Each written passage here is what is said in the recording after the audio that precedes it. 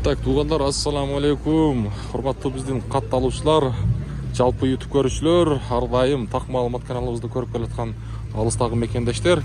Бүгін бұйырса 5 февраль 2025 жыл аптаның бүгін шаршембі күні. Бүгінгі ноқаттағы валюта курс бағалары сағаттың жебесі 12 жарым болып қалды. Бұйырса мен сіздерге адаттағыдай дағы курстарды таныштырумен баштаймын. Ар біріңіздер сөзсіз түрде каналға хатталып подписаться кнопкасын басып қойсаңыздар, сіздерге мына шындай күнімдік валюта курсы бағалары жетіп барып тұрады. Коммерциялық Қырғызстан банкта сатып алу бойынша айтсақ, доллар 87 сом 30 тиын, евро 89 сом 20 тиын, рубль болса 0,87 тиын бойынша тұрады. Байтүшін банкта дағылы рубльдің авалы 0,87 тиын екен туғандар. Доллар болса 87 сом 30 тиын, евро 90. Арандағы туғандар, мен ардайым айтамын, сөз түрді ар біріңіздер мүмкін болушынша мына шындай класс деген нәрсені лайкты басып қойсаңыздар, бізге қолдау болады. Сіздерден бекер ошол нәрсечи.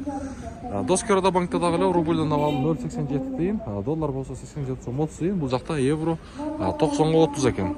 Акча алмаштыруучулар, валютчиктер, рубль 0,875 тиын, доллар 87 сом 50 тиын екен. Рубль бұл жақта қараңыздар 75 тиын, банктардағыдан 5 тиынға жоғары. Мен ардайым айтам, бұл жерде сөз түрде бір нәрсе бар.